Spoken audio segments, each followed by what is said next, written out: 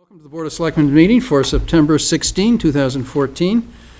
We started earlier tonight with an executive session at 6:30, which is, I guess, why we're starting a little bit late now. And that was to discuss Kenny land litigation. Everybody needs to know that the meeting is being recorded, and we want to start with a moment of appreciation for our servicemen and women in Afghanistan.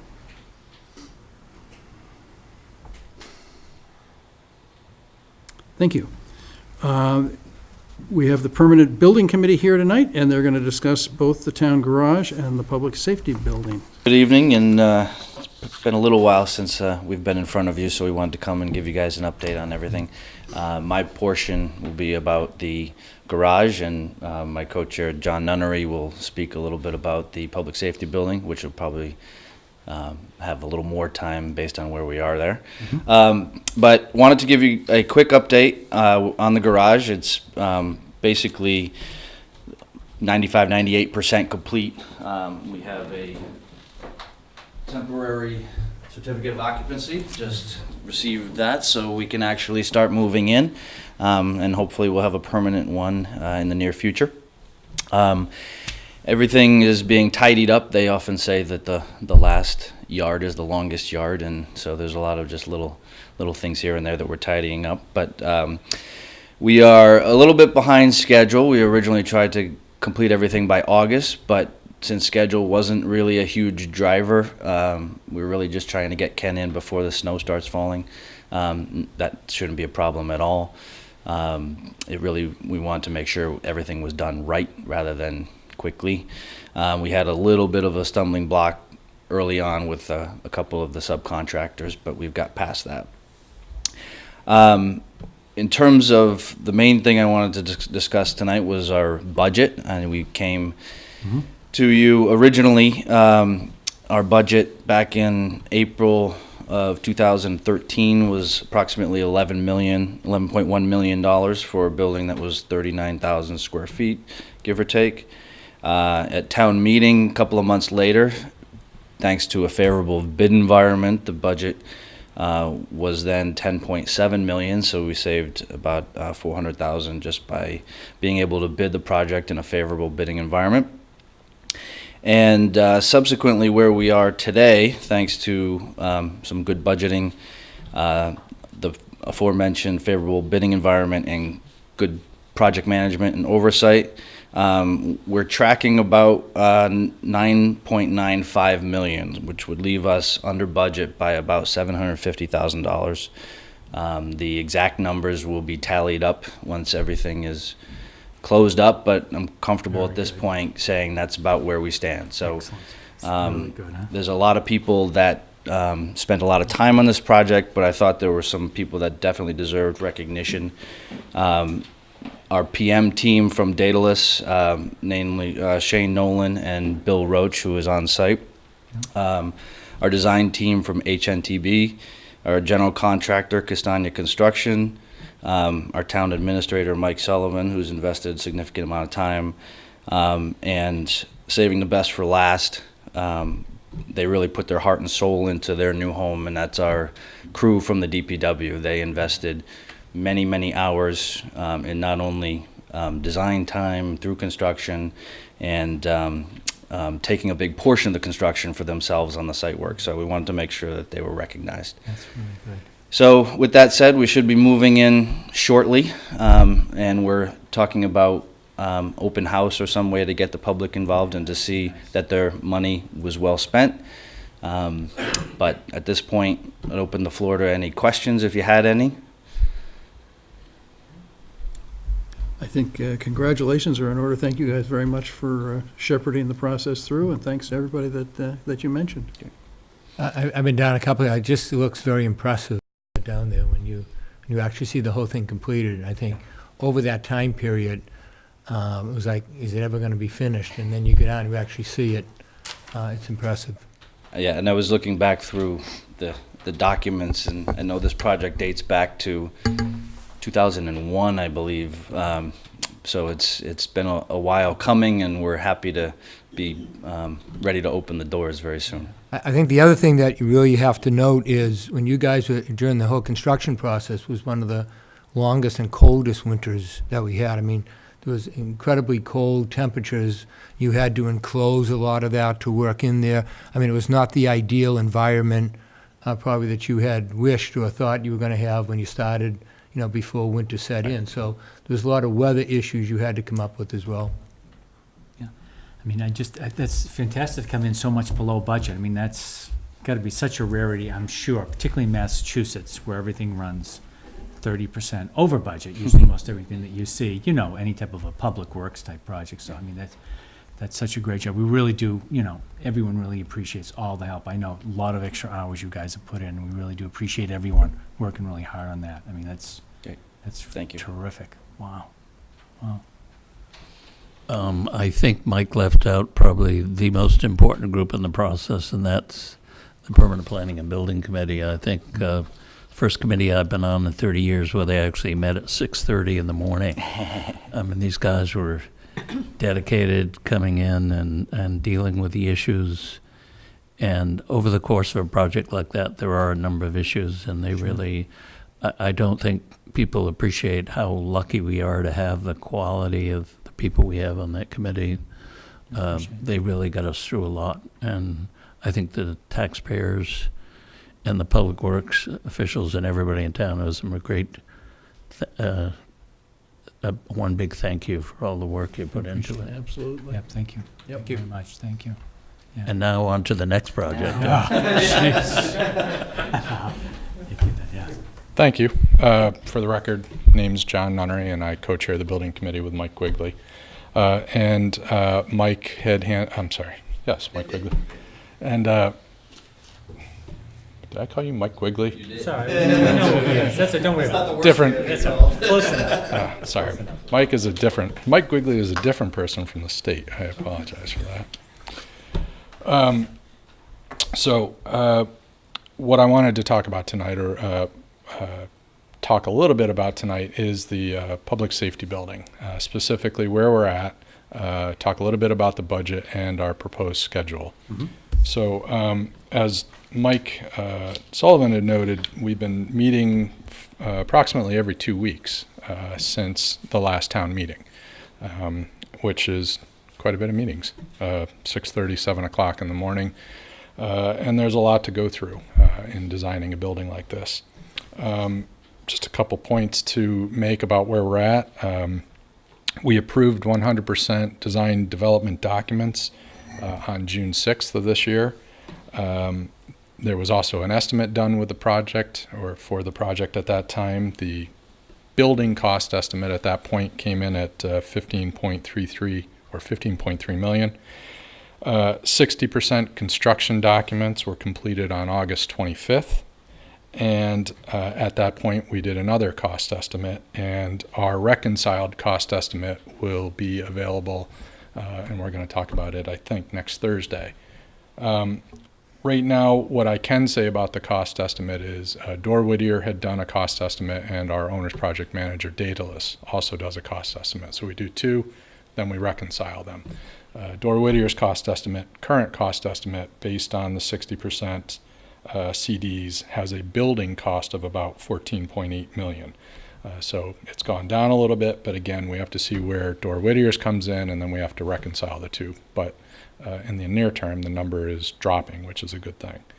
100% construction documents will be completed on October 31st. Mm-hmm. That'll be followed by our last cost estimate, and then the drawings will go out to a third-party review. So the third-party review will look at all the documents and specs, basically just as a professional peer review to point out anything we may have missed. We did the same thing on the DPW project, and it's certainly an invaluable service.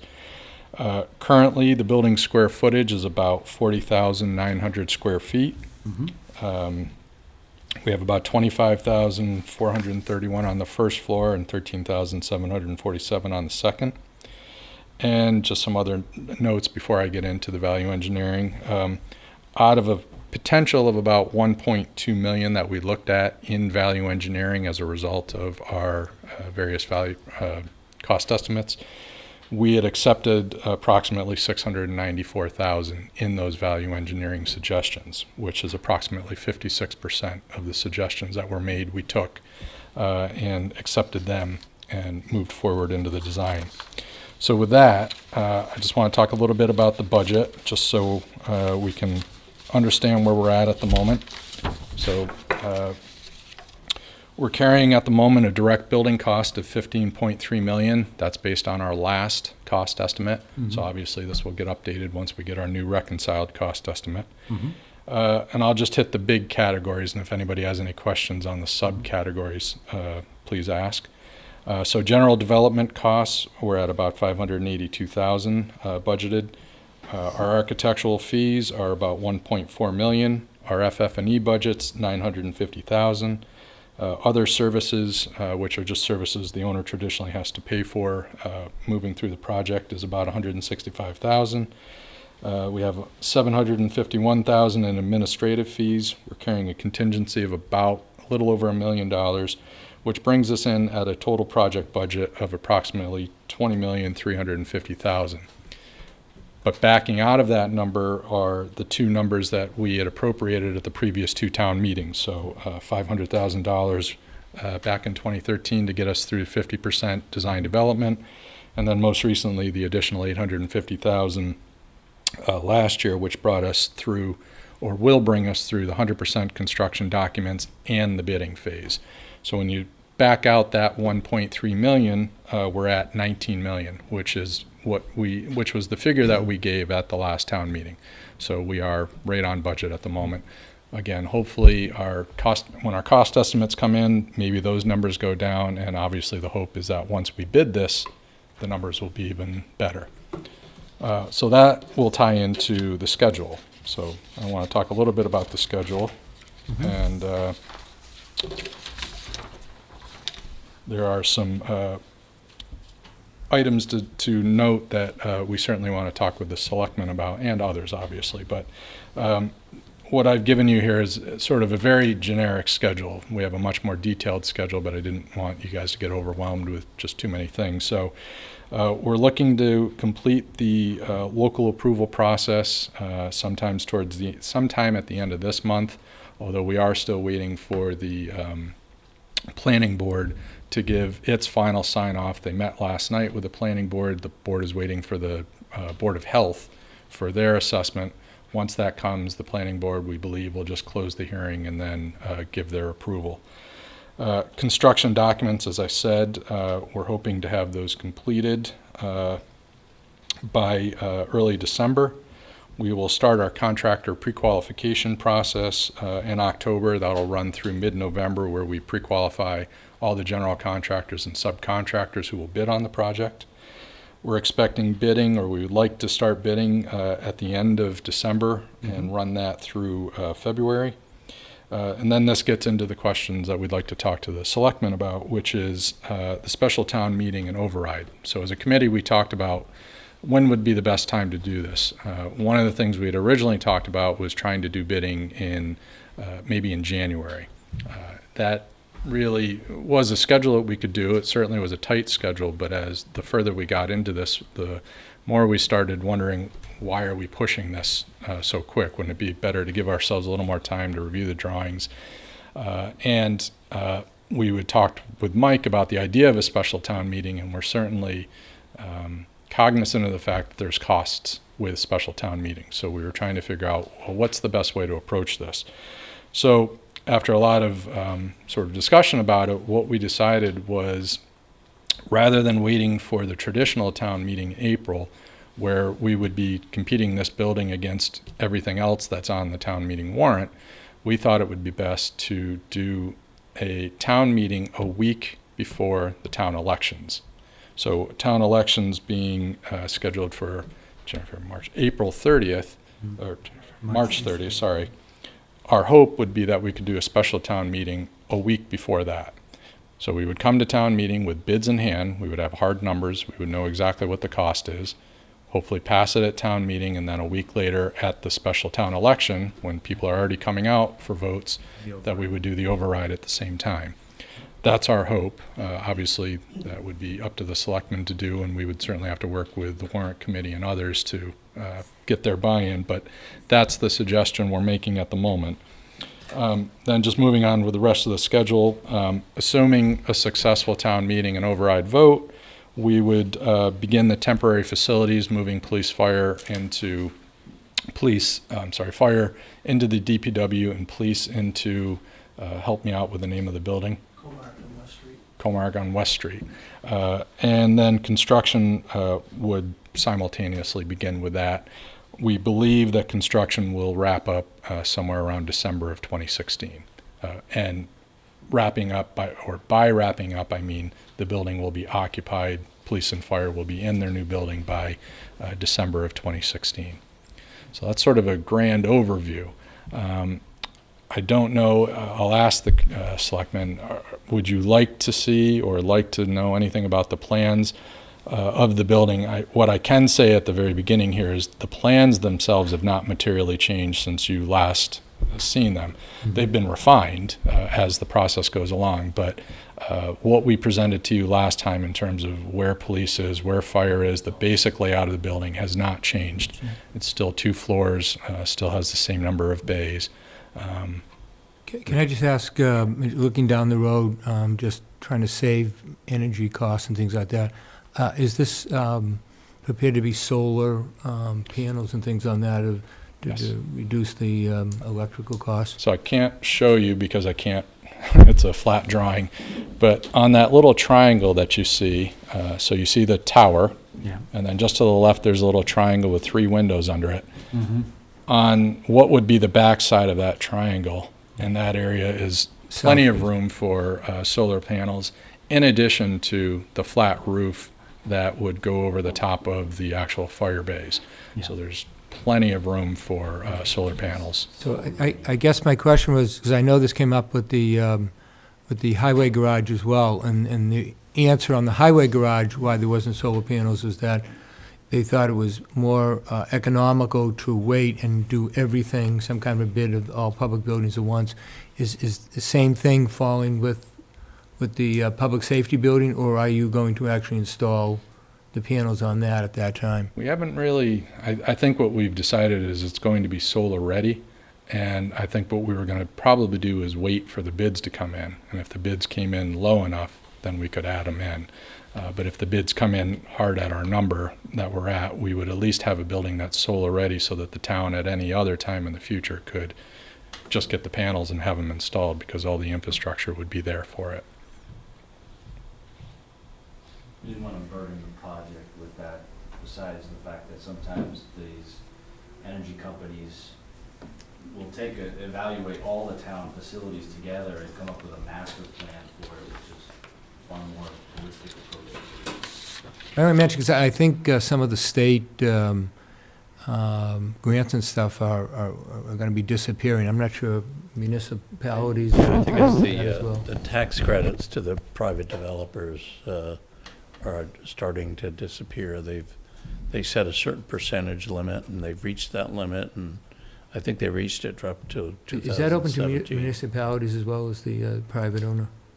No, but what happens, the municipalities usually enter into agreement with a private contractor because they finance the construction of the facility, and they get the tax credit. So essentially what you're doing is you are leasing them the space on your roof or your land, and they are putting up the capital, and in return for the land or roof you give them, they give you a discount on your electric rate. Right. There is a whole other system of state incentives that the Patrick administration has put in place to encourage the development of solar photovoltaics.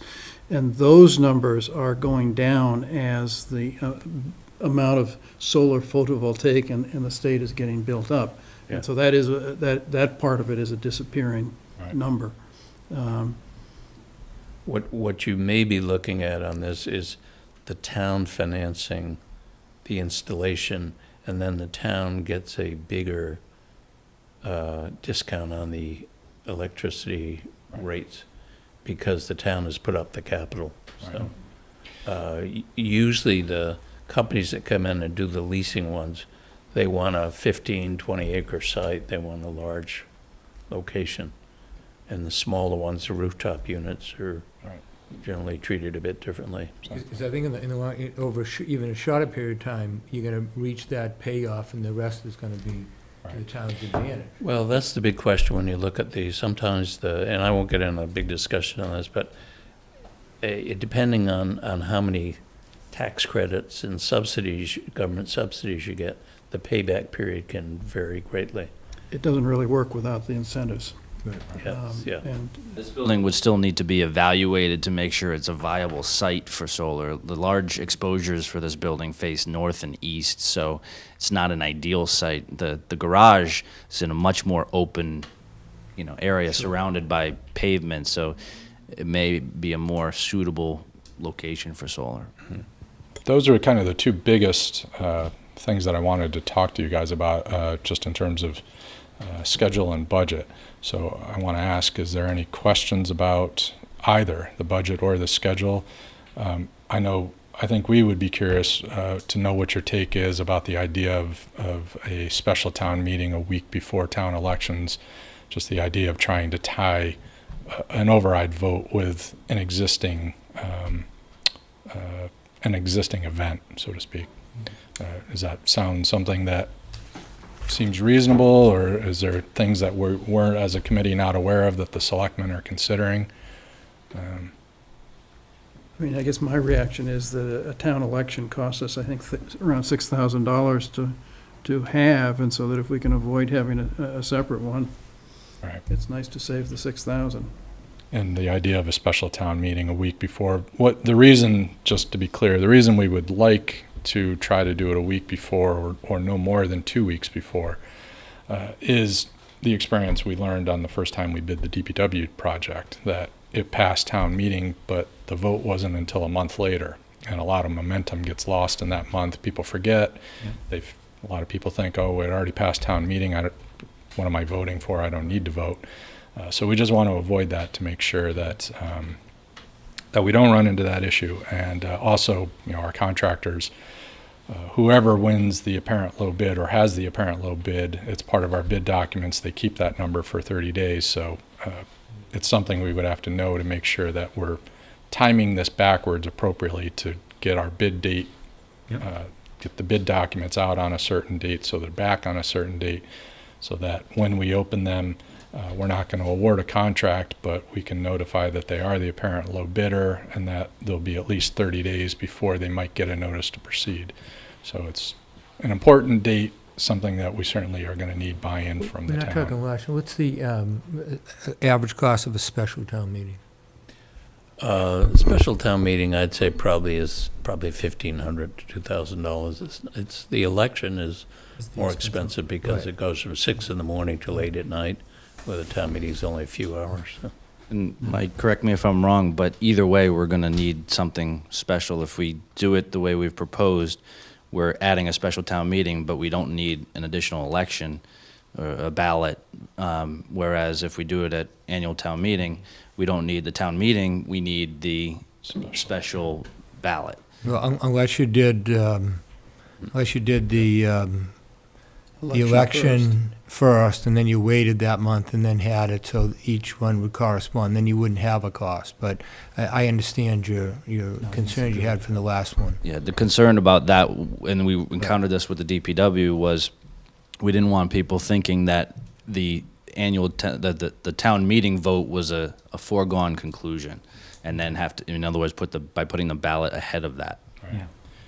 It's also the concern that by putting the vote before that, you're not giving anybody, obviously we're going to do outreach, but they don't have a chance at a town meeting to really Discuss hear it. or discuss. They're just showing up and voting on No, I something think that makes somewhat sense.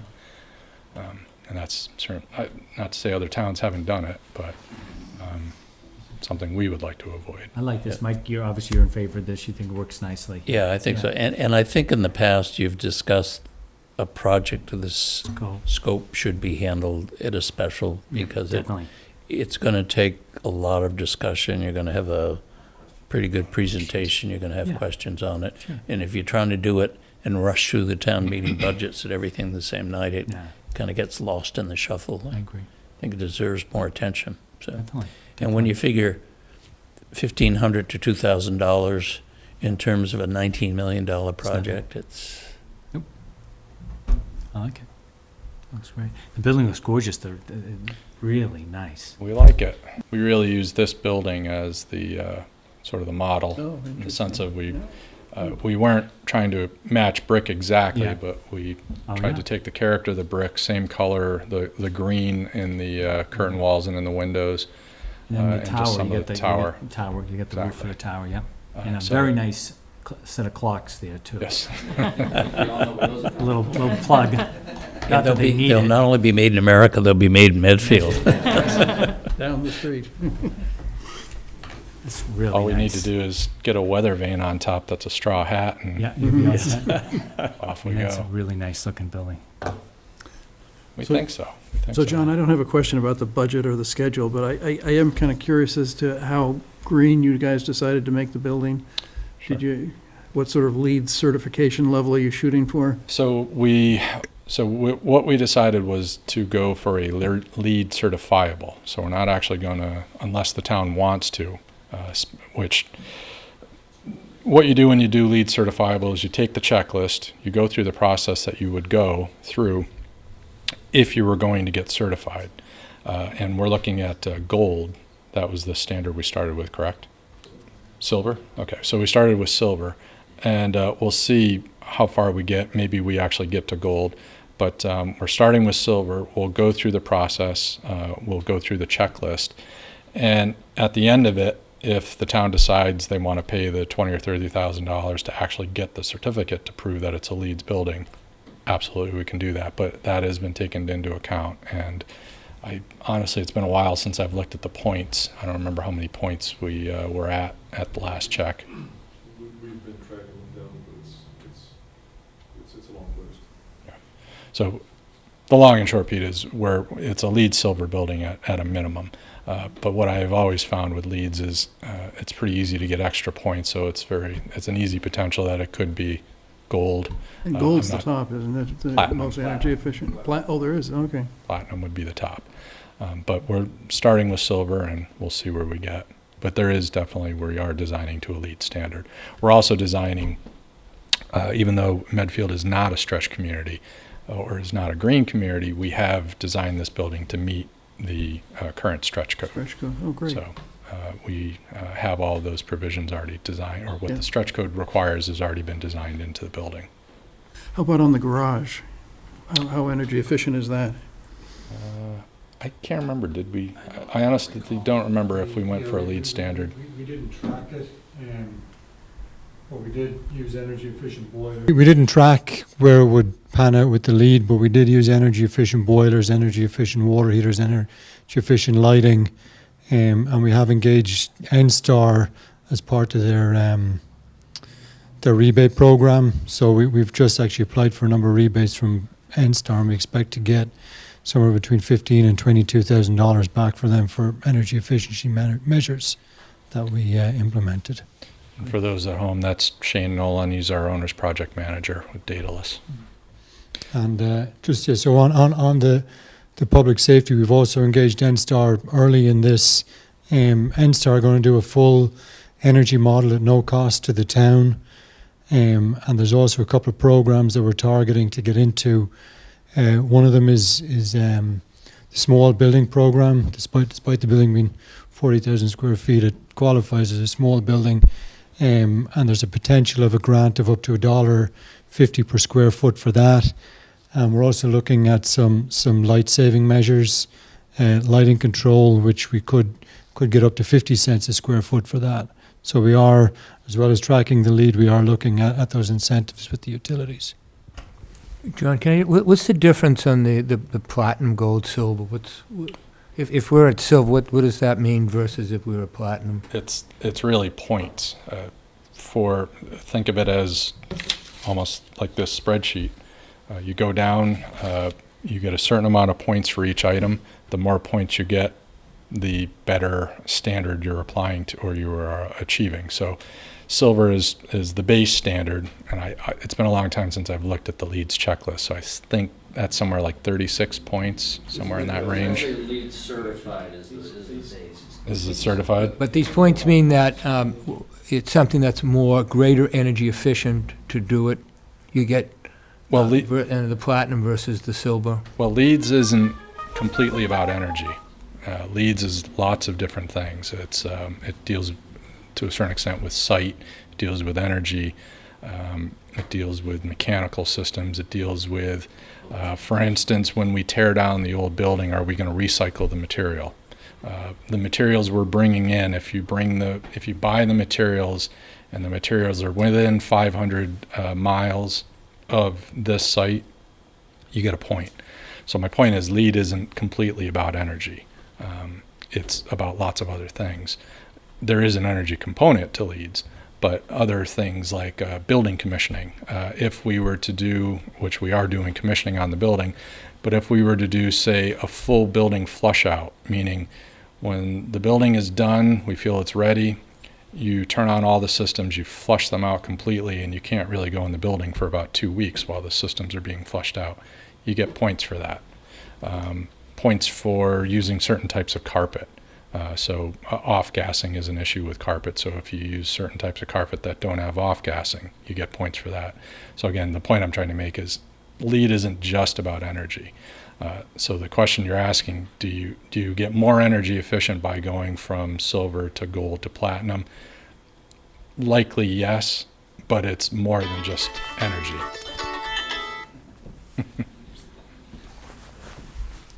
Does that answer the question? It does. I just was wondering if in the long run it would make more sense to spend and have that energy efficiency, because then 3 years, whatever, down the road, then in the long run, the town is saving money. It always just aggravated me, especially with the schools when they put the flat roofs on. Yep. They save that initially, but over the long run, we end up putting so many roofs on the school or on a flat building that if we had put the peak roof on, probably in the long run, the taxpayers would have saved money. Sure.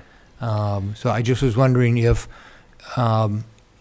energy-wise, in the long run, we're doing all that we can so that actually in the long run of this building, which is going to be around here for a long, long time, Yes. that we're being pound-wise. Penny-wise and you know, not pound foolish.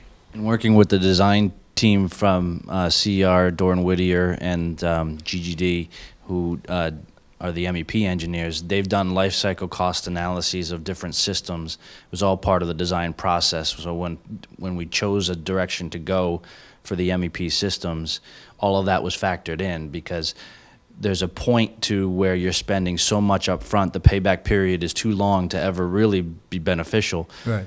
So we analyzed that, and I think we came up with a balance that we thought was a good balance of initial cost versus long-term efficiency. As a non-expert on construction and buildings, I'm just sort of interested that buildings don't seem to last as long as I expect them to anymore. We're replacing buildings that I think were built in the 60s and 70s. I like the town hall, it's 100 years old or plus. How long, when you're building a new building, do you expect it to last, I guess is my question. I think this building, at a minimum, is going to last 50 years. Then the question really, it's not a question of the construction of the building, it's a question of the maintenance. You know, as long as the building is maintained properly, the building will last likely much longer than 50 years. Well, But as Richard was noting, if the town is penny-wise and pound foolish and doesn't pay for the maintenance, doesn't keep up on the mechanical system, I don't want to say upgrades, but just the maintenance of the mechanical system. Think of your homes. Things go wrong in your homes all the time and you have to fix them. It's not like you build a new home and you never have to do anything again. Well, this building is no different. So as long as you keep the maintenance up on it, the actual physical construction, the brick, the windows, the doors, that will last easily 50, 60 years. But if you let the mechanical systems degrade, if you let the electrical systems degrade, that will have an effect on the exterior wall systems eventually and can deteriorate them. But as long as you stay on top of the maintenance, this building will easily last 50 plus years. Pete, the main reason we're replacing those buildings has less to do with the actual construction and more to do with growth. Right. This town has grown a lot since the last time those. Yeah, the buildings are projects were done. inadequate for, Yeah. for how police and fire department need to work today. And as the chiefs will say, I mean, we can't plan, and I think they'll agree, they can't plan for what a police force or fire force is going to look like 50 years from now. But they have a pretty good understanding of where it's going to look 10, 20 years from now. We've certainly planned for that, and with an understanding that it will probably need more even after that. So we've taken that into consideration and have planned for, as much as we can beyond 20 years for their needs in terms of the programmatic needs. You think about the fire station, it's actually lasted 54 years, from 1960, right? So, I mean, that building lasted, I don't know how you get everything in there, but One, it's one, lasting. Fits, one could fits. Come certainly- on now, everything fits. Built to fit. one could certainly question whether it's actually lasted. It's there. Standing. It's standing, just like the old DPW was standing. Now, the original town hall only lasted 2 years. It was built in 1872, and I guess a year burned in 1873, so you never know. I don't think this will be a fully sprinklered building with police fire in there, so the hope is that that won't be an issue. Down. Should be literally the safest building in town. Your schedule, you've looked it over and you think this is a realistic schedule. I think it makes sense with the special town meeting and then a week later having an override vote take place during the town election. I think that just makes sense. And it's still fresh in people's minds. And the other point, which is a good one I thought you made, is if I was just trying to anticipate somebody's argument of trying is saving money. If you just had the vote first, how can people give an intelligent vote when they don't have all the facts? They're not sitting, listening, discussion, pro and con, back and forth. So I think that makes a lot of sense. One question I would ask is, as a committee, we're going to start, well, we've already started the process, but we're going to have a much more detailed conversation just about outreach between now and what eventually will become the special town meeting, to make sure that we get out to everybody as not only as soon as possible, but just to make sure we get out to everybody, to everyone that we can. So with that, I would just ask, as the selectmen, do you have any suggestions for us as to who, we certainly have groups of people that we're thinking of, but do you have any suggestions of folks that you think we should be speaking to specifically? Has anybody talked to you that has great concern about what's being proposed that we would want to go talk to? Any sort of intel you may have may be very useful to us to make sure that we can address those questions and concerns as they come. I think that's key, because I think a lot of people are just going to look at this bottom line and see, 20 million, 3 or 19 million, and they're going to say, "Whoa, it's such a great building." Somehow, whether it's a series of call them mini town halls or something that can be set up so that at least you give the people ahead of time the opportunity to sit down and listen, so that you can address, because sometimes they're just off the cuff. Why do you need this? Why does it have to be so big? Well, you have the answers to that. And I think if the people sit down and get to listen and see those answers, and it makes sense, then you get them on a plane that is rational rather than irrational, and not having the whole, whether the town votes it up or down. I think it's just very, very important that they have all the facts and all the information to make an intelligent decision. This is a major decision, but it's an incredible need that we have, and maybe if we can open up again, I know you've done it a couple times, the police and fire stations with open houses, they seem to be well attended, several of them, there seem to be some good crowds that, but the first one I think was quite a few. We'll also be at Medfield Day. Yeah. I would suggest too, where you can get some captive audiences, so see if you can invite yourself to see if you can get on the agenda for some of the different groups in town and stuff like that. Memo, the new in town, all those different things where you're on their agenda, so you've got a captive audience, so you can kind of hit some of the people just on a low key type thing.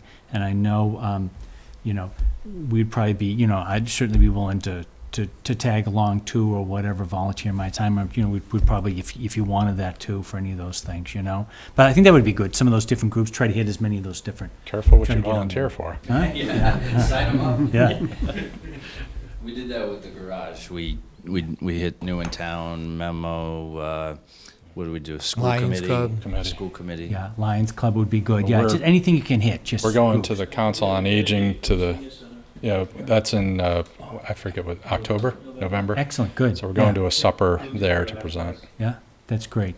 Yeah, that'd be good. I think that's another way to get out, yeah. Perfect. I think in my mind, the two things that you really need to explain to residents is why it has to be this size and why it has to be this cost. I mean, people are gonna, I just did the division, and it looks like it's $475 a square foot or something. And I've learned as we've gone along that when we were doing the schools in 2001, that it did cost $200 a square foot then to build schools.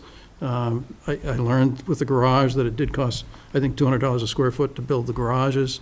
And obviously, this is probably what it costs to build a public safety building these days. But it's a surprise to me as an uneducated person in construction to see how much these buildings do cost. So I think that you need to just Explain that. let people know what Yep. the reality is, because I think that the two issues are cost and what's in the building. Sure. Justifying what's in the building. And we, as it was pointed out earlier, our committee has well over 100 years in construction experience, so I know we all feel very confident in being able to explain not only construction costs, how that's related, but in working with the chiefs, we have absolute confidence in being able to describe exactly why the program is what it is and why these spaces are the size that they are. So I don't want to say that's the easy part, but to a certain extent, that's the easy part. The hard part is the questions that end up coming back from that. So with that, I don't have anything else.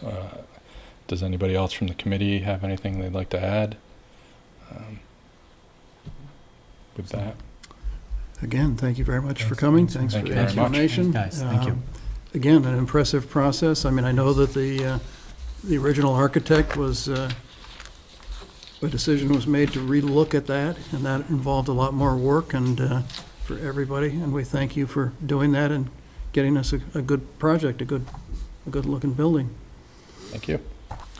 Looking forward to moving forward. Thank you, thanks. Thanks for all your hard work, everybody. Thank you. So Superintendent Feeney requests the selectmen vote to sign invoice for utilization of pothole money for paving work on Route 27. This is what we talked about at the last meeting. The money has to be spent by the end of the month, and the bill's submitted, I believe, by the end of October. So we have done enough work in the last couple of days to cover the $59,000 that we're getting. This is money that was appropriated by the governor, or requested by the governor, appropriated by the legislature because of the severe winter conditions last year. So and we're applying it to the work we're doing on 27 right now. Mr. Chairman, I move we sign the invoice for utilization of the pothole money for paving work done on Route 27. I'll second that. Any further discussion? All in favor? Aye. Yep. Mike, how much money was this? 59,000, did you say? Yeah, 59,000. I believe it's on the form there. $368.81. No one can possibly round, Yeah. right? They couldn't do There's some 60,000 or something like that. Sharing formula for all 351 cities and towns, obviously. Jeez. We're asked to sign water tower contracts with environmental partners and Phoenix Fabricators and Erectors, Inc. Contracts will be available at the next meeting. Yeah, I spoke to Paul from Environmental Partners, Paul Millett, and Town Council today, and they've sent the contracts out to Phoenix Fabricators to sign, and they expect to have those back. He thought he'd have them out here by Thursday. And then the other contract, Town Council had a suggested change that he wanted to make, so he's going to try to get them out here by Thursday. Okay. So you want the I'll be motion on. now so that it can be signed when they come in? Yeah, we'll have it on the agenda for your next meeting, your meeting Okay. next week. So do you need the motion now or next? No, meeting? no, I think when the contract's here, Okay. because you'll have to vote to sign them and then sign them. Okay. So, Yeah, good. MMA, the Massachusetts Municipal Association announces fall legislative breakfast meetings. We don't need to do anything about that, do we? No, the closest one seemed to be Stoughton, if I looked at that. Do you remember the date on that? They're Fridays, and I think is this schedule So there, I just think, looks in like- the- I think I'll be able to go to that. What's the Friday date? The other ones were pretty far away. Stoughton were, seemed to be the Yeah, closest. I signed up for Stoughton. Stoughton, October 17th. Okay. So do you need to RSVP them or something? Or- Okay, I think I'll be able to go to that, October I 17th. already RSVP'd. Oh, you did, you going? Oh, you Okay. took it. and I think that's at the town hall in Stoughton, I believe. yeah. 10 Pearl Street. Update from Selectman DeSorger regarding Route 109 Railroad crossing. Yes, the chief of police has been diligent and very concerned about what's going on. I think we mentioned before, the problem is the wire that goes along, across Route 109 breaks. And when the gates come down, when a train goes over, the gates do not go back up. And it's backing traffic up all over town. So Mike was able to get a conference call with Congressman Kennedy's office and myself and the chief, and Kennedy's office felt that it was an issue for the Department of Transportation. So they forwarded us a name of someone on the Department of Transportation, Mr. Daly, and he investigated and got back to us and felt, no, it's CSX's issue. But I wanted to just read, because the chief did a good job on this, of what the issue is. And we have just such I think, a real severe problem with the traffic on 109. This just makes it worse. And the chief, I think, says it much better than I could. And he says, the base problem is when the crossing gates do not go back up and the lights do not shut off after the train has passed through, we end up with significant traffic issues. The railroad crossing lights are connected to our traffic light system, so if the gates do not go back up, then the traffic lights remain red for east-west traffic on Route 109. In addition, the gates are blocking the roadway. Our current solution is to pull the gates up with ropes. And then I put police officers at the two main intersections of Route 109, Route 27, and the Highway Department responds and sets up a detour that goes through several town neighborhoods. In the meantime, we then gridlock the entire Route 109 for a couple of miles in each direction. This happens 2 to 3 times a month during the daytime, which is the largest problem. Freight trains come to Medfield approximately midnight, 6:30 a.m., 10:30 a.m., 2:30 p.m. It should be noted that the gates will go down and the lights go on even without a train in the area. And sometimes it takes up to 2 hours to get CSX to respond. So the traffic is building. I understand that things of this nature will happen, but when it happens in the middle of the day on 109, it creates significant problems. It also affects other towns, since many of them use Route 109 for emergency medical transports to area hospitals. In addition, in order to handle the traffic, the Medfield Police Department now has to basically cease to exist. I have to call in off-duty personnel, but then CSX refuses to pay the bills. We have to use all our existing officers out directing traffic. CSX then refuses to pay the bills until they have someone on scene who authorizes it. That is usually the signal master or maintainer who immediately resolves the problem of the lights and then fixes the issue. My understanding from talking with some of those on repair is that because of the rail joints in the crossing, the wires work loose and the gate causes the gates to come down. One suggestion would be longer lengths of welded rail that span the width of 109 so the wire is not on 109 but on either side, and the Truska trucks and the other heavy vehicles constantly going up and down and not wearing that wire.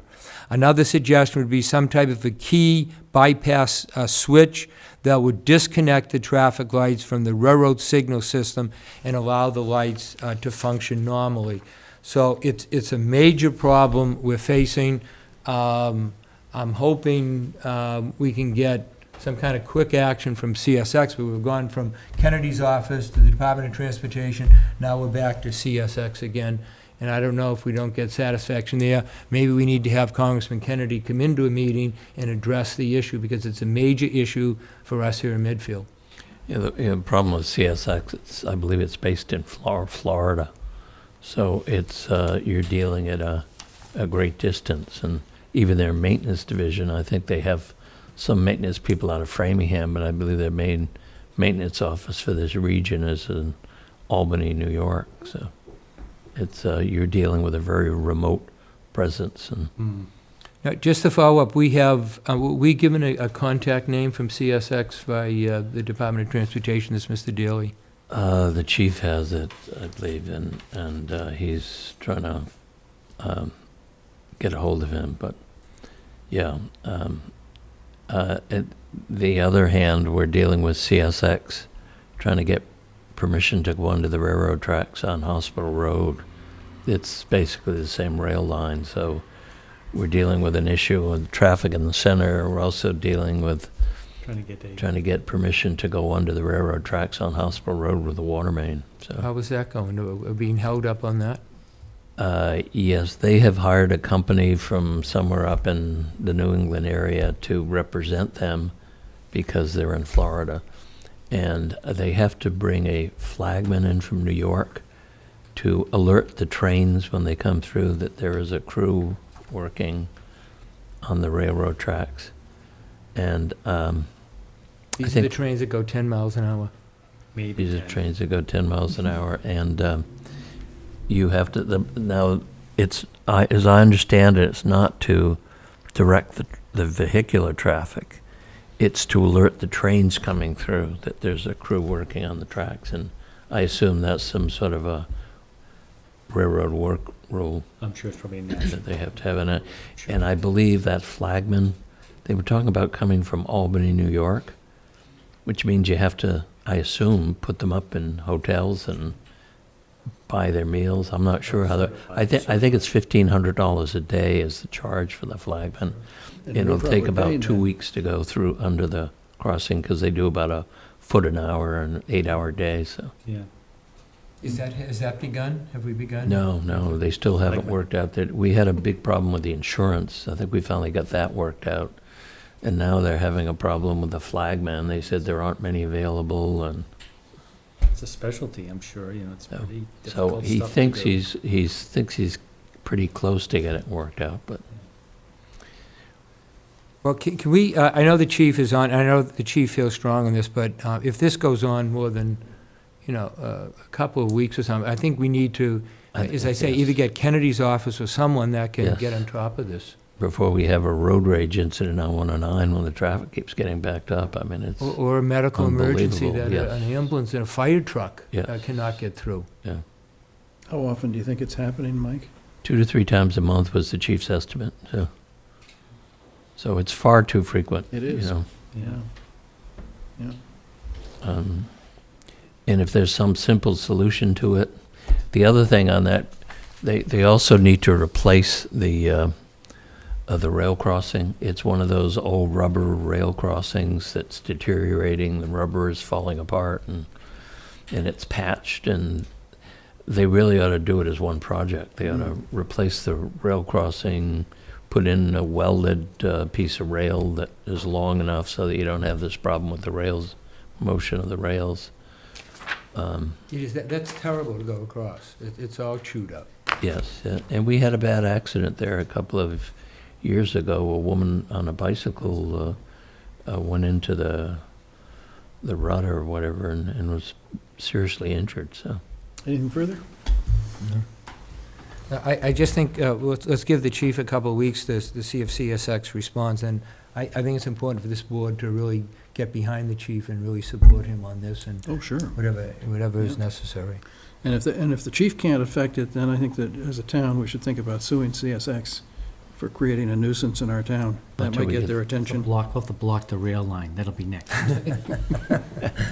So we just don't want the trains going through Way anymore. down in the tracks, we Yeah, can, the yeah. three Sure. selectmen Put some way down stuff the out there, and tracks. that's it, they can't go across.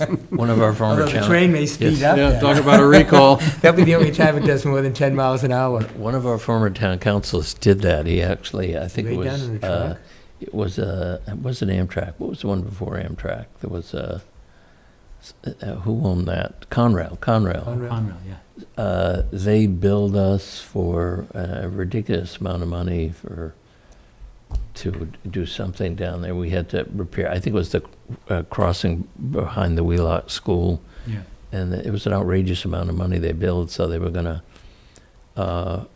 we refused to pay it, and they were gonna sue us. So he countersued and attached every Conrail property in the United States. And they settled quite quickly. So, All right, our next item is to discuss residents' application to assist the Medfield State Hospital Master Planning Committee as an advisor, and that was Gene Rogers who nicely stepped forward and volunteered. yes, he understands the committee is full right now, and I've sent it to, Steve Nolan to let him know, and Sure. and I've sent you people copies, so. Okay. From his resume, it sounded like he'd be a good resource person, so. Yeah, he sounds very, very accomplished, and so, I mean, anybody that's willing to help, I think, is great. So do we don't need to appoint him, I mean, they can just, That's an advisory. No, I think they just make them available, and we've let Steve know. We should let him know that, that you're agreeable to having him serve as a resource. Yeah. Why don't we make a motion that we send a letter thanking him and having him serve as an advisor to the Medfield State Hospital Master Planning Committee. And we should and we should send his resume to Steve Nolan so that Steve has his email, so that I he- think when I they send out did, the yeah, I think I've notices. already sent it. Oh, that's yeah. right, okay. Yeah. All in favor? Aye. Yep. Licenses and permits. Medfield Youth Lacrosse requests permission to post signs from November 1 to November 15, promoting spring 2011 registration. So moved. I'll second that. All in favor? Aye. Yep. Medfield Foundation, Angel Run requests permission to display signs October 12th to October 26th, promoting registration for the December 7, 2014 Angel Run event, and announcing a change in the start-finish of the race. It's going to be at Medfield High School and Blake Middle School this year instead of the Wheelock School. So moved. I'll second that. I'll recuse myself as a member of the Medfield Foundation. All in favor? Aye. Beginning Years Children's Center requests a one-day wine and malt beverage permit for an event to be held on Saturday, September 27, at the library from 8:30 PM to 12:30 AM. So moved. I'll second that. All in Sounds favor? funny, doesn't it? The children, Center. yeah, I was gonna say something, I figured I better not. All in favor? Aye. Pine Grove Road resident, or neighborhood, requests permission to hold a block party Saturday, September 24 to 8 PM, closing portion of Pine Grove from Bartlett to Arnold. So moved. I'll second that. All in favor? Aye. Yep. Medfield Green requests permission to place sandwich boards advertising October as Medfield Green Month at the transfer station. Signs in place from October 1 through 15. So moved. I'll second that. All in favor? Aye. Yep. Pending Council on Aging Board appointment. Anybody going to report on that to us, or? There's a letter in Yeah. There's a letter from Virginia White, is it, asking to be appointed? Ann Thompson's volunteered to be appointed as well. Pending folder. And the pending folder. Yeah. Yeah, we haven't had anyone else express an interest, so. And I see Lou sitting there quite anxious for you. Make the appointment. You'd recommend the appointment as Virginia White? I certainly like Good. She served on the board prior to this, or she, yes. Great. Yeah. Excellent. Ann Thompson has expressed an interest in the position as well. She had, I talked to her and told her if she was, continue to be interested to write a letter to Oh, the and she didn't write a selectmen letter. requesting, Okay. and she didn't write So that. Virginia White is the person then. I move we accept Virginia White to the Council of Aging. I'll second that. All in favor? Aye. Yep.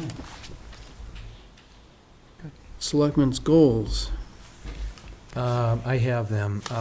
Well, I have the list, I think what you asked me to do was to make a list of the goals from 2013 that we did not get to, and I believe Okay, this is what we have. okay. So these are things that we should roll over then and accomplish this year. Well, we said we were going to do in 2013, and we didn't get to it, or it was defeated at town meeting, or we did not actually accomplish these. Okay. I And so there think was this is a number of correct. boards we didn't meet with, we didn't improve the town website, we didn't get 5-year plans from all department heads, town bylaws for the state hospital, Medfield, Green Communities Act didn't happen, analysis of the overtime didn't happen, 3-year financial forecast didn't happen, explore tax relief for seniors didn't happen.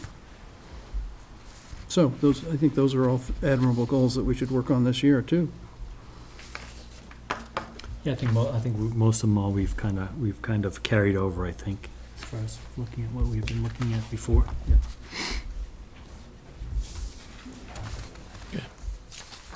So should we, Maybe we can fit this into our calendar or something, or our weekly yeah, calendar? yeah, we certainly should see how we can integrate this into what we're doing this year. Is that possible, Mike? Do you think we can weave this in? Sure, yeah. I mean, on the 5-year planning from all department heads, I mean, shouldn't we just send out a letter to all the department heads and say that we'd like to see a written document from them? Yeah, no, I think you were getting it on the capital budget, but you want this on the operating budget, their 5-year goals, I think so, plan for the yeah. I operating. think that's what we're looking for, just, nothing elaborate, but, We're going to have all the boards in shortly, are we not, for the warrant hearing in November, or The first week of November, is it the budget meeting? Yeah. budget meetings? Yeah, maybe we can ask them to, if you want, go around the room and, just give you a quick idea of what they're looking at in the coming year. And well, or instead of doing that, we can just ask them at that point to craft a simple 5-year, written yeah. plan and submit it when they come with the budget hearings. Yeah. And how about the bylaws for the state hospital? We just need to find somebody to do that. Well, I know the bylaw committee is meeting again I to, thought Mark was supposed to be doing Yeah, that. Mark was. and then Mark's Mark supposed to be was, doing yeah. Yeah. All right. So maybe he can get together with the bylaw committee, they can craft something, but yeah, you're right, He he was supposed to was, be doing they it. did ask It's a him similar to do issue that. in Franklin, Yeah. and that's why we thought it should be an internal review by town council. Yeah, why don't we remind him that he should be doing that then? And then Green Community Act, I mean, that's just really, I would think whether the Energy Committee's gonna, and the selectmen are gonna seek to propose that again to the town. Analysis of overtime use, maybe that's something that we can take up with the warrant committee at one point when they come in. The 3-year financial forecast for the town, I mean, Mike, your stuff could be, I would think, be fairly easily, Yeah, that's easy to do, basically at 5% a year. That's it. So, but I can put that together in a formal format, and, Couple more columns. There Yeah. you go, right? Just keep making it. yeah, I mean, it, Read it, it'll be too Just- you much. get your you know- 2.5%, you get your new growth, you get whatever increase is gonna be in That's right, state aid, you get a little growth here and there, like this year we had the meals tax revenue that increased a bit. Excise went up about 100,000, so. Yeah. Some of them are a little tricky, but when you take them all together and you average them, That's one up weighs the other down, and then it comes out pretty close. it was nice to see the 10,000 a month from the meals tax. Yes, That- yeah, that we're and that was an in, estimate. I'm not sure whether that included Brothers Marketplace, Oh, because they didn't open till July 30th. hmm. So the August revenues, although the August revenues were higher than the July, but I think that's true of every year. It's an interesting chart. They go back 4 years with the monthly totals for communities, even communities that hadn't adopted it. Yeah. So you can look at Medfield, what we would have collected over the last, each month over Yeah. 4 years. What we would have. Oh, interesting. Yes, yeah.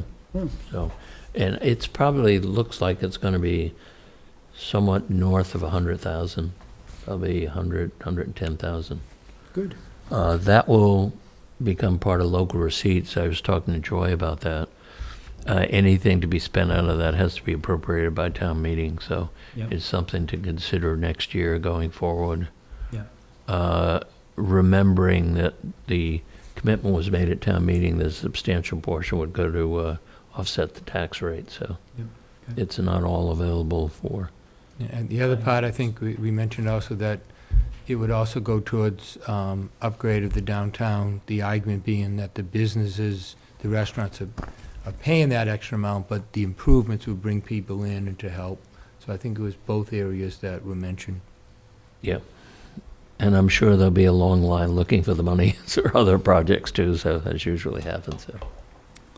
There are always more projects than money at town Yes. meeting. Then the last one is the tax relief for seniors, and I think that's mainly looking to Sudbury and finding out what I they've called done. the assessors, unfortunately, I missed Dan today, but I'd spoken to him, and he and the assessors were contacting assessors in Sudbury to see where that stands, so. Good. Meals tax update, well, we just talked about that we're getting, looks like we're going to get around Yeah. 10,000 a month.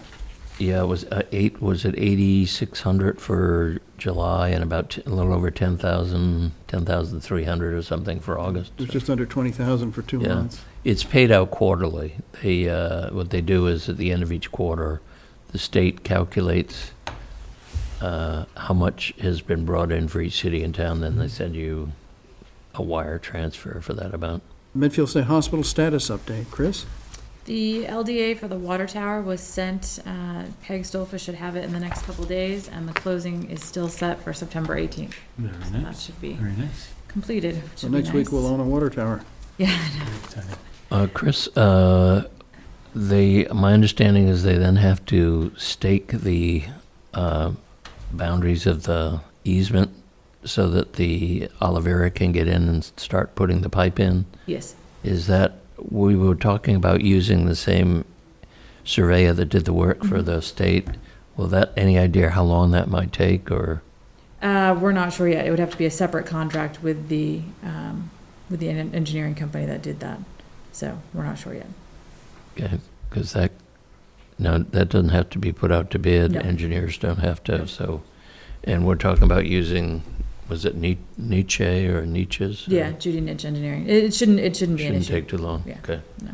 Because that potentially could cost us money if we get into delay damages from Olivera. Yeah, I don't see any delay in staking the easement. There are plenty of delays on this project, and I'm hoping that's not one of them. Oh, good. But speaking of easements, do we have, I know there's a conflict of what DCAM is saying as far as, I believe they have two, they're talking about two Well, permanent easements to go across. The the negotiating team is negotiating with DCAM on the LDA, which has been sent to us regarding the easements, and I don't feel comfortable speaking about that. We're Okay. doing that in executive session, so property. Okay. there is ongoing conversation about that. And that's the LDA, the land disposition agreement on the hospital Main itself. campus. Main thing. Yeah. We've already resolved the one on the water tower site, but the Yeah. hospital Correct. site the discussions have just started.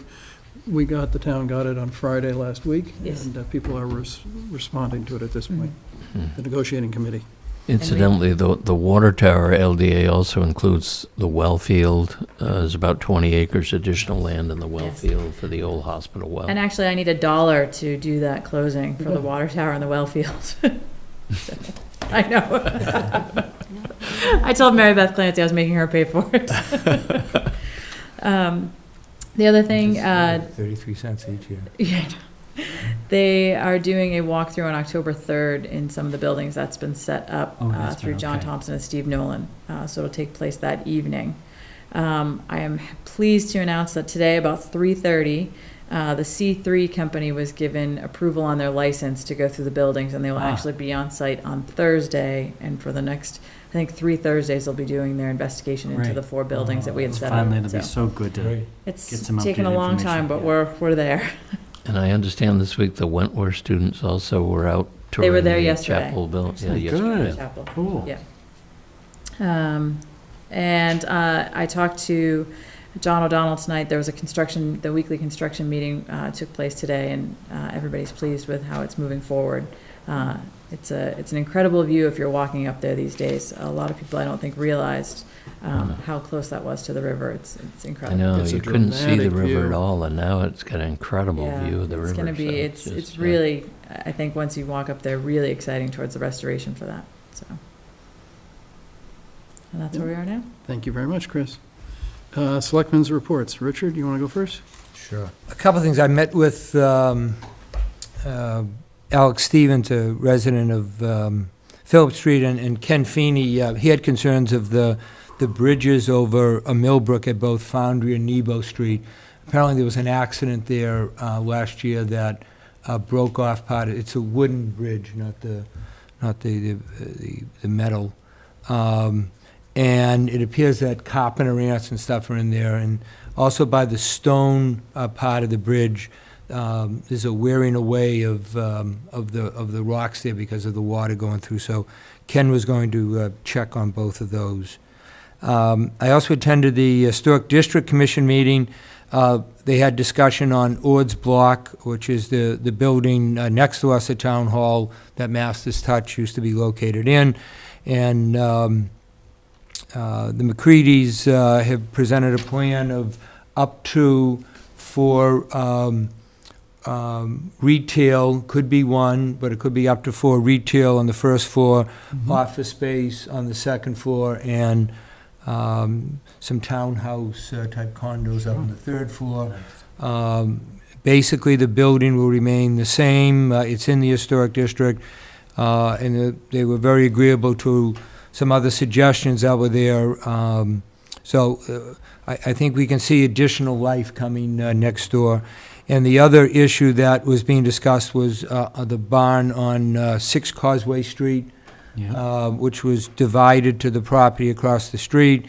And there's a gentleman that wants to turn that into a single-family home. There's some issues of previous zoning board decisions, and the way I guess they ended up going before the zoning board, that we'll be making a decision on that. But it was a way to save that barn. I also then, speaking of Wentworth, met with Gil Rogers and Ralph Costello of the hospital redevelopment committee, along with Sarah Reposer and Mike and Charles Simio, I believe his name is, the professor at Wentworth. Semino, thank you.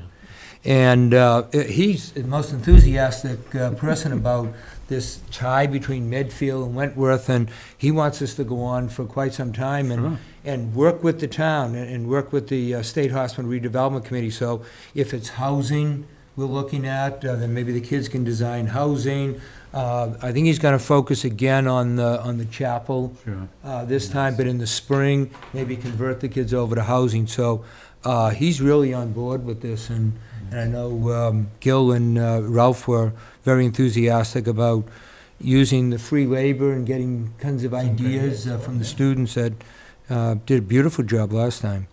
So was there any discussion about bringing the prior student projects out to Medfield so people could see them? Yeah, they were in agreement with that. I think it's just a question of somebody organizing and getting space. Probably the library would be the... Or the McCready building next door, maybe, if Dave would be willing to have it go in there. I talked to Sarah, and I think they were too big.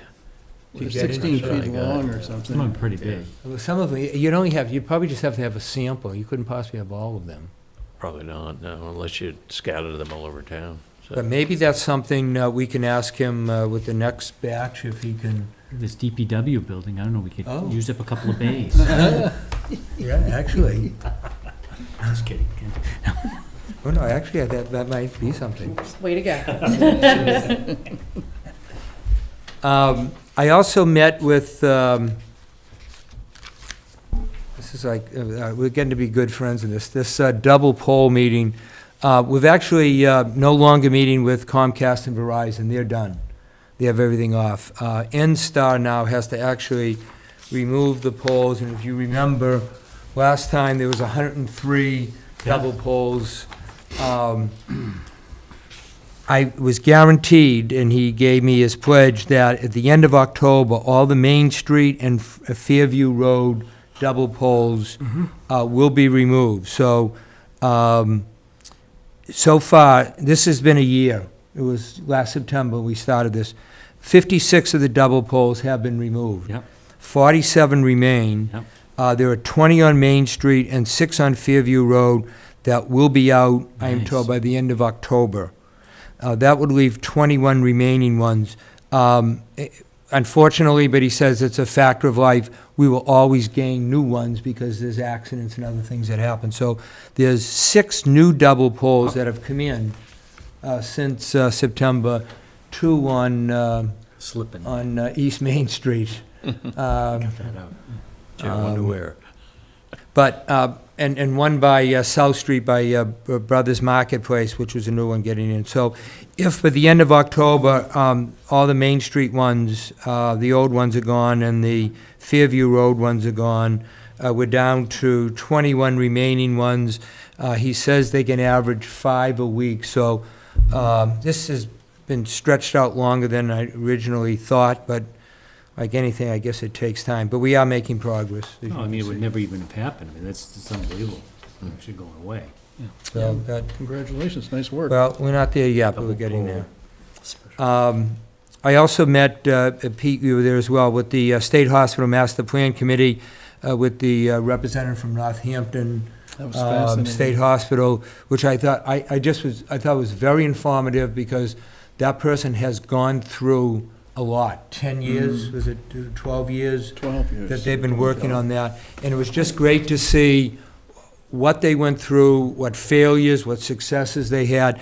But the one thing I came away with that was to develop a master plan and don't rush, so that you make a mistake, and if you just piecemeal it without a master plan, you get the piecemeal in, and then 5 years later, you say, oh, geez, that wasn't good, we should have done something else. So Yep. I thought that was very helpful. And the other thing that I thought that she stressed was to demolish early. Because of the cost, yeah. Yeah, Yeah. and it frees up your site and just makes your Yeah. life much easier. So I thought that was, and I guess they're going to have something from Foxborough The next meeting, right? is the next one, right? Mhm. And I went to, for the first time, at the, I volunteered over at the library book sale as a cashier of the used books. I'm impressed the number of books that are donated in the course of a year over there. All of those books, the Friends of the Library just do a tremendous job, and all that money gets poured back into the library. But I wanted to mention they are going to open a year-round, starting October 1st, used bookstore in the library. It'll be located down in the lower level, Yeah. and they'll constantly change it. They'll code it by a color code, so that if a book is there too long, they'll get it out, so it's not just stale books. Yeah. There will be new books. So just kudos to the Friends of the Library. I just think they do a tremendous job. So a month ago, I took them 18 bags of Used books, and I asked them if it was a record, and they said, well, I don't know. Some of the people are coming out with 18 bags. I mean, some of them have are getting a Yeah, lot of. well, I get a lot And there. the amount of money they saved was just tremendous. I had a nice time Saturday touring around the class of Medfield High School 1964, the 50th reunion. We did a bus tour through the town. We went into their old high school, which is now the Blake Middle School. Also, the Dale Street School used to be their high school. They started out, and the Fath Center was their junior high. So Did many come back for it? they had the class, there was 65, I believe, in the class, and I think they had 55 there, counting spouses. So it was a pretty good turnout. And I also went to the planning board meeting the other night, asking them to at least think about a design and review committee. What's bringing this on is that the Sidewalk and Aesthetics Committee is about to give their report, and I would imagine go out of existence. And their report was focusing on recommendations for sidewalks, crosswalks, and tree plantings. They're going to the planning board Thursday night, I believe, on that. The other suggestion I just threw out, and we can discuss this later as a board, now that we are a tree city, several towns that are tree cities actually put in town bylaws recommending that if a town tree is removed, that it be replaced, at least somewhere in that general area. So we're not always just losing all the trees. A lot of people, look at the old photographs of Medfield and say, oh, we used to have all these trees, now they're all gone. But if we can at least look, and I asked the planning board to also include that in some of their discussion, how they would feel about a bylaw replacing a tree. Now, you'd have to have, in the event of an emergency, if a hurricane came and hundreds of trees went down, you're not going to be able to replace all those. Maybe the Board of Selectmen or the Planning Board could waiver that bylaw or something, whatever. But I just asked them to at least begin some discussion, particularly on a design and review. And I looked at the Medway, I looked at Sturbridge, and I looked at Waylands.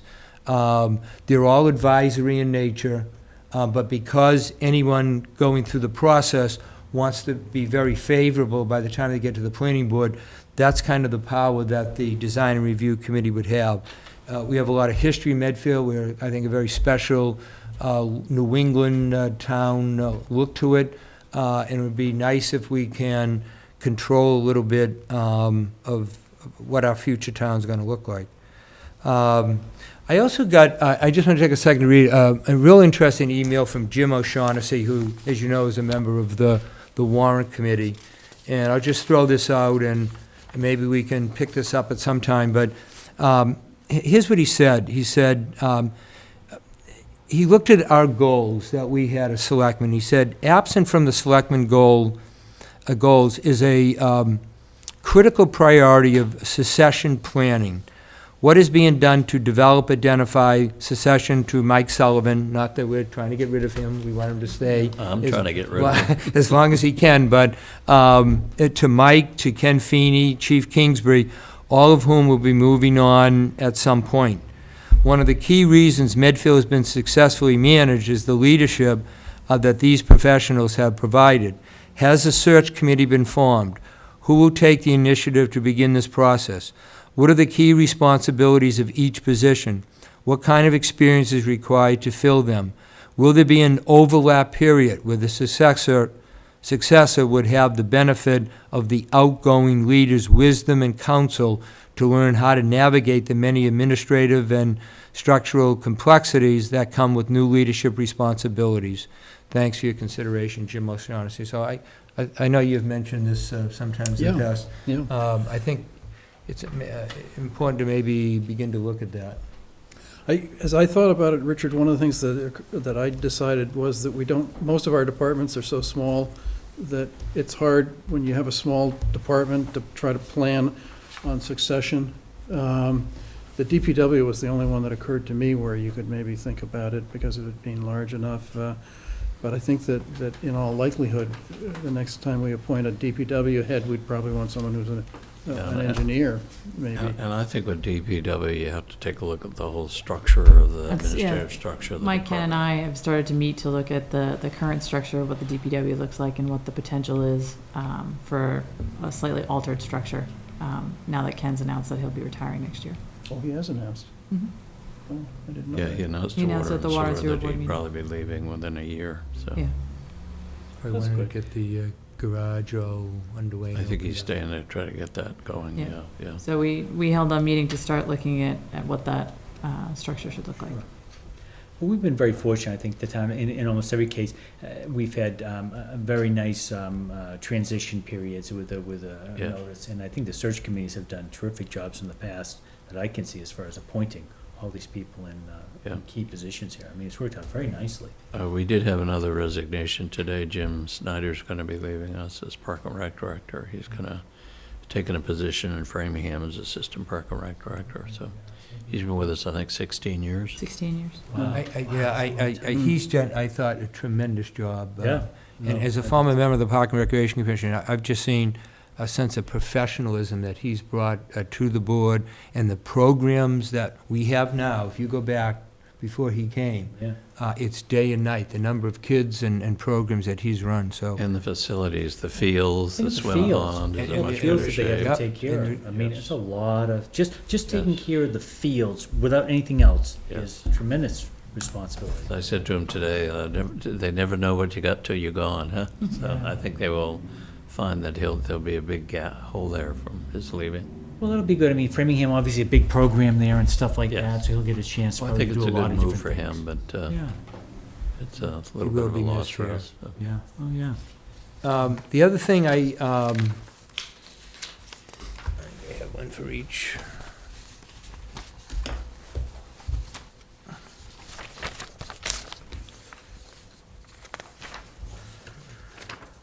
I guess I didn't. I'll have to read it.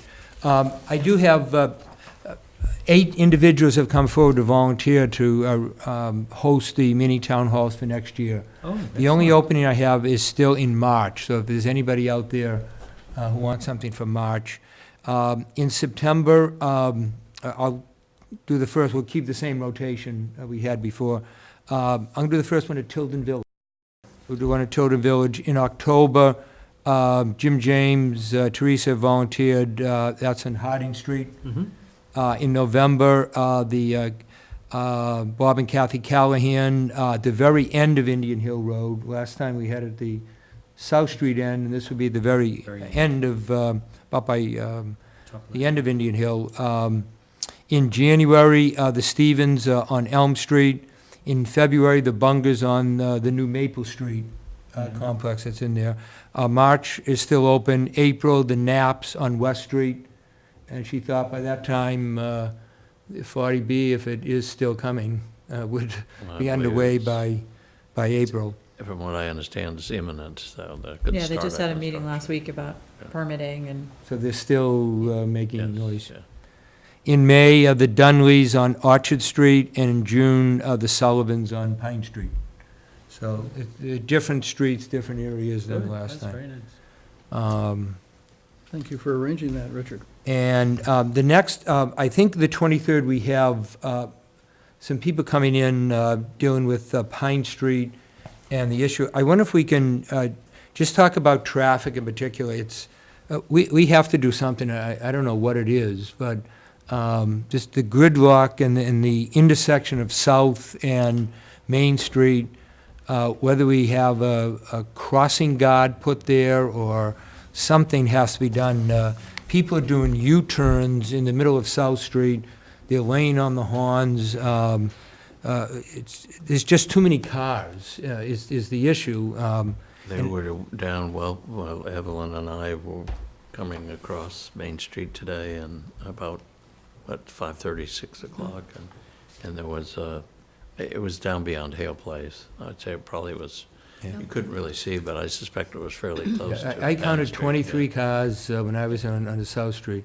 And Mike and the chief and I went over and met with the manager, who is very agreeable and wants to work with the town. And he's after the vendors and the truck drivers, because what the planning board is saying, they have to come in basically from 27 South Street and turn in. They cannot come in from 109 because it's not designed to make that turn. Correct. Then they get stuck, and that's backing traffic up even more. And when I was going down to the senior center this morning to cook breakfast, I was stopped at the light here, and there was a tractor trailer turning from South Street, trying to get in there, way too big. It was a huge tractor trailer. Yeah.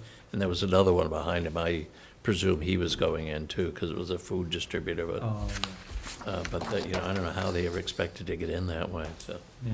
So we have the chief coming in to deal with the issue of Pine Street. Can we broaden that a little bit to something, I don't know what the answer is, but I think we need to really, that's the number one concern I get stopped all the time about, is the traffic and parking now. That it's a good problem in the sense, I think, Yeah, the there's town, activity. downtown is vibrant, there's a lot going on, that's great, we want to encourage that, but we want to make sure people can get in and out as well. Yeah, I think the other issue needs to be addressing too is we're starting to have a parking problem in this area right here, because every time someone wants to do something in the center, they use spaces in the town hall parking lot. So we now have Roach Brothers, Zebras, Starbucks, the Baptist Church Daycare Center, the dentist, the tenants at the rooming house. Library, all-day the people. Library.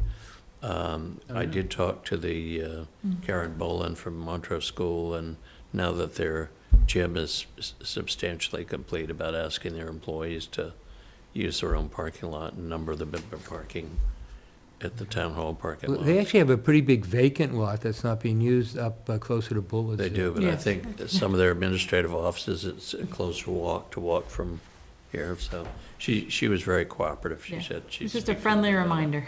Yes, yeah. And, you know, it's understandable when there was construction, Yeah. that road was blocked off and they couldn't get through that way, but now that they're done, I think it's time for them to find their own parking. But I think probably, I know Ken is trying to get a sketch done for a parking deck across the street here. I think we're gonna probably have to face that sooner or later.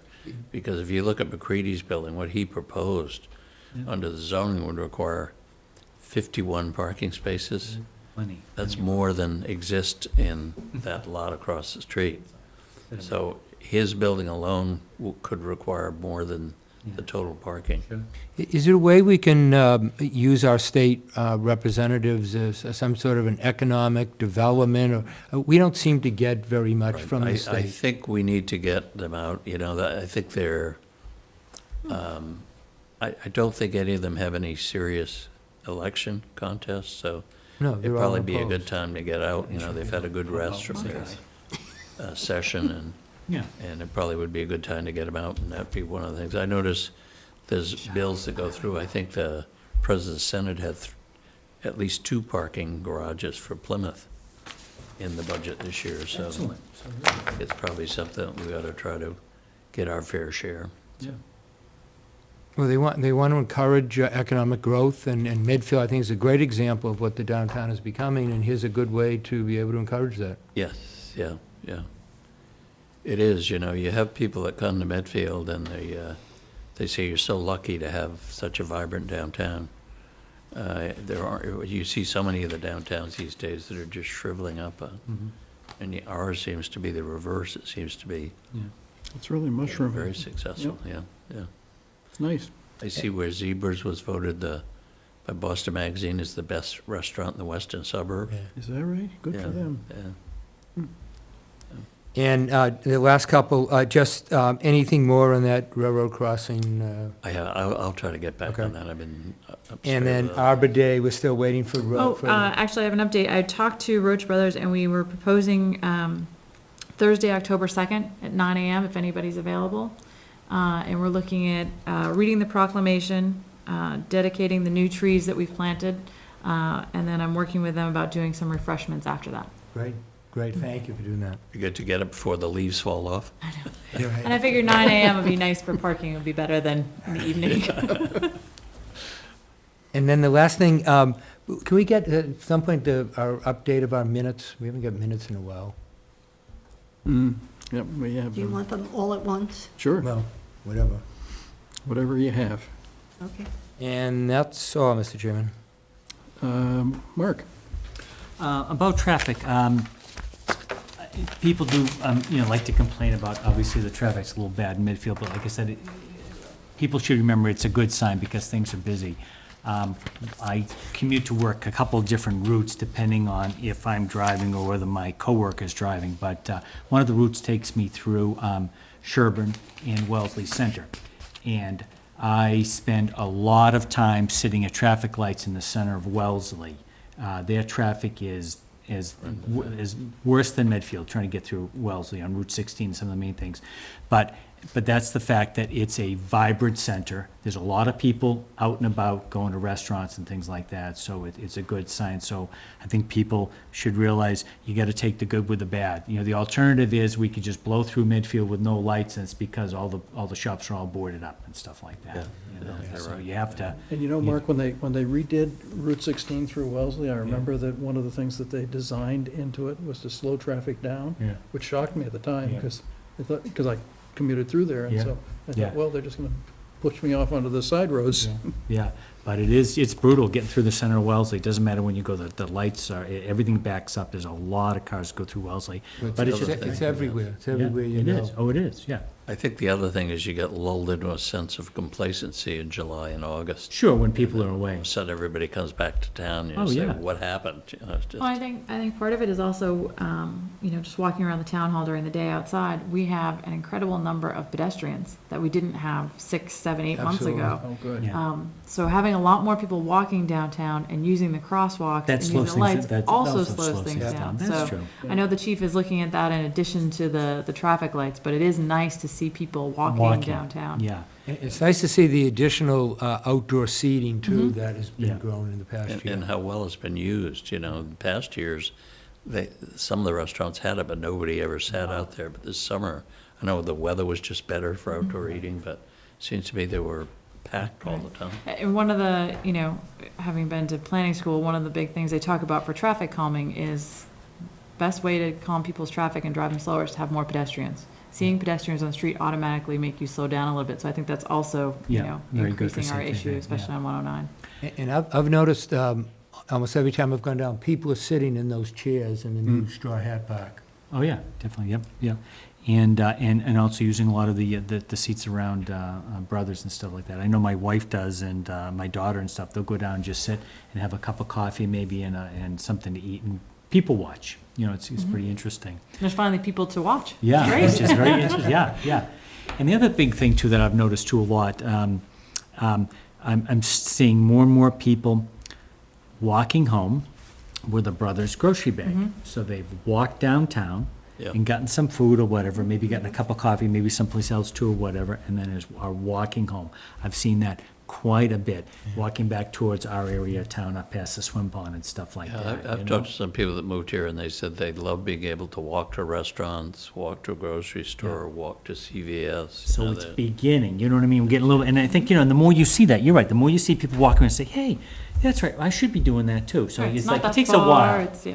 Yeah, so with a little bit of luck, hopefully, we'll be able to continue this, get some momentum going and really encourage people to do more walking around here, than rather than driving. So it's pretty nice stuff. This Saturday, Medfield Day, the weather looks great again. I think it's gonna be in the 60s or something like that. So it looks like it's gonna be a nice dry day for this Saturday. So Lot of folks, booze. please come out. Come out. It's It'll like be- there are a lot of booze this year, yeah, so well, that's it's, great. no, because, and it's true, all the, a lot of the committees and the town boards take the advantage of having all the people gonna be walking through and taking a booth, right, so they can promote what's going on, so that's a nice thing that takes place, so, Were there any changes in the design and that, of where the booths are or anything? Somebody was saying there was some changes. oh, I don't know, I actually don't Alright. know if they tweaked them or not and stuff like that, I don't know, all I know is there's only like 3 left maybe and stuff like that, so, good. so it's another good year for everyone as far as the booth rentals. Are they having the road race in the morning this year, or? Oh, I don't know, I don't know. Yes. Park and Rec Are does they? that, yeah. Park and Rec It's is? under information. Oh, it is. Okay, so, Medfield Day, Saturday, so it looks great. So like I said, I'm sure hopefully people will come out and enjoy the day, and Saturday's gonna be a gorgeous day.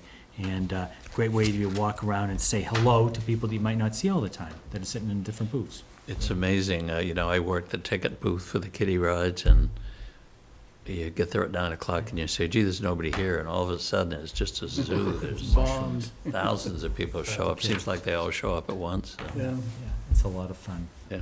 The kids, and the rides are, I'm sure most people know, but the rides get better every year. They are really nice rides, Yes. There's no more little bouncy type things that, they're pretty complicated obstacle courses Yeah. and, Yeah, and they had a lot of them slides. last year. There were Yeah, about so they got 7 or great 8 of stuff for those the kids. bouncy things, so. As long as it's not a windy day and they blow down the blow street. down, yeah. It'd be good.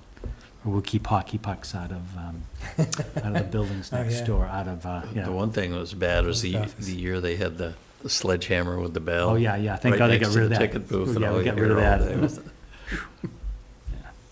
But that's it for me, Pete, yeah. Thank you very much. We talked about the State Hospital Master Planning Committee meeting. They're off and running, so that process is going to go forward for about a year. We mentioned the negotiation committee is meeting now to work things out about the state hospital grounds, the actual purchase of the state hospital, the 134 acres. The Lyme Disease Committee, I went to their meeting last night. They're going forward with, I don't know whether it's the 4th hunt now, or, it's interesting because they talked about the fact that there aren't many ticks in town anymore, but I told them to take credit for it, but they said that, we're not sure. I had my office hours this past first Friday of September, I held I held an hour down at the Pocket Park and had Gene Minio come and talk to me about things there, and then went up to the Council on Aging for an hour and had people up there talk to me. And actually, Roberta's plant just got some very interesting plans going. She wants to do a response to the REI that the Economic Development Committee is putting out for that area. And I guess the other thing that I was just going to ask you about, Mike, was we were talking about doing that RFP for the antenna on the water tower that we haven't built I'm in yet the on the process land that of we don't doing own that yet. Right now, that's, typing that up is. Excellent, thank you. Glad to hear that. We talk about trying to make money for the town, and that's one way to do it, so that would be a good one. Anything on the informational, Mike or Chris or Evelyn, that you want to tell people about? Yeah, a couple of things. The Park and Rec is doing their road race on Medfield Day, we just mentioned that. Jim Snyder submitted his resignation, and Sarah has put a copy for each of you of the new land use permitting guidebook that was put together. Excellent. There's a copy for each one of us here? Should be in there. Okay. Isn't there? Well, there's just one there now Okay. that I have. Excellent. Yeah, that's a nice little document. I think that'll be very helpful to people in wading their way through the Oh, that's a good permitting idea. process. Yeah. This is really nice. It's a how to do it type Yeah. of guide, isn't Contacts and, yeah. Good. What you need to do. Good for her. Very nice. I had a couple of things. Several people have asked what's going on North Street. There is a project been approved by the planning board for 10 condos. They're going to, as I understand it, preserve one of the houses and tear the other one down, and then that house will become 2 of the units, and they'll add 8 additional units there. It's a big being lot when done. you see the trees down. It's a huge area. Yeah, it's being done by the same family that did the, what many of us have been around for a long time refer to as the old beehive on Harding Street, the intersection of Harding and West Mill. West Mill. And those look very nice. Yes, and the plans that Sarah showed me for some they've done elsewhere look very attractive, I think. I just hope it doesn't overcrowd the site, so that's what's going on there. My understanding is they are donating, I believe, $15,000 for the Pocket Park. And they are good for gonna them. put a number of trees. They're donating, I think, they're gonna put at least 5 trees in along there, so. Paving on Route 27, the contractor did agree to do it at night. Very nice. We have had a few complaints from people that when they were doing the grinding were being kept awake. But, it's one of those things, no matter what you do, somebody's not gonna be happy about it. And we understand that hopefully they'll get it done very quickly, so they'll only have a couple of nights when they're disturbed. But that seems to be going very well. You talked about the Pocket Park. I'm not sure if they're going ahead with it. There was some talk about putting 2 pianos, one in the gazebo, one in the Pocket Park for a couple of weeks at the end of this month and the first week in October. They've been donated, in case anybody wants to know, are you spending my tax dollars on buying pianos and leaving them out? No, they're being donated, And I think they're looking for people to take them after they've been, after they've In been the used. park. Yeah, probably. and they're going to be They- covered up, so they'll be in. I guess it's should be in similar to good what they shape. did in Boston a couple years ago. They put out 40 pianos for a month, and they let anyone play them, so. The Energy Committee will be meeting tomorrow night here. Thanks to Richard was graciously agreed to move his committee to the Warrant Committee room. He's got his first meeting of his regionalization committee. So they'll be meeting here. They're going to have a final presentation from their consultant on the review of sites for the solar photovoltaic. So if any of you are interested, around at 7:30. Is the site they're looking at the one by the wastewater treatment plant? They're looking at 3 sites. One, I think, has been pretty well ruled out, the old landfill. They're looking at the roof of the town garage, and they're looking at the land next to the wastewater treatment plant. We did, in our application, we submitted a fourth site down behind the Wheelock School on the other side of the railroad tracks, and the state said that we'd have to take too many trees down. It would increase our carbon footprint if we use that for a site, so. So that was not, we weren't allowed to review that site under the grant terms. Okay, and as you may have noticed, the doors, Town Hall are refinishing, Yeah, and I looking think nice. he's doing an excellent job on them there. Really come out nicely. Looks good. As with everything you do around your house, you do one thing and then everything else looks bad, so. Yeah, it's keep So on. now we're gonna have to start facing up some of the other issues. We are in our 17th year here. It's hard to Really? believe, but, Really? and the inside is certainly in terrific Fabulous. shape. You kidding Oh, it me? is, yeah, Yeah. for 17 years old. Window, the roof needs some work, and then the trim panels are very faded, so we've got to work on that. And someday, before I turn 100, I hope we'll get that elevator fixed. But that's about it, I think. Stairs are good for you. Can I just maybe end on a note of sadness? I don't know if people heard or not that Dr. Nickerson died. Oh, no, I didn't. Dr. Nickerson came here, I believe in 1960, as a dentist, one of two dentists Medfield had, and right up to a few years ago when he retired.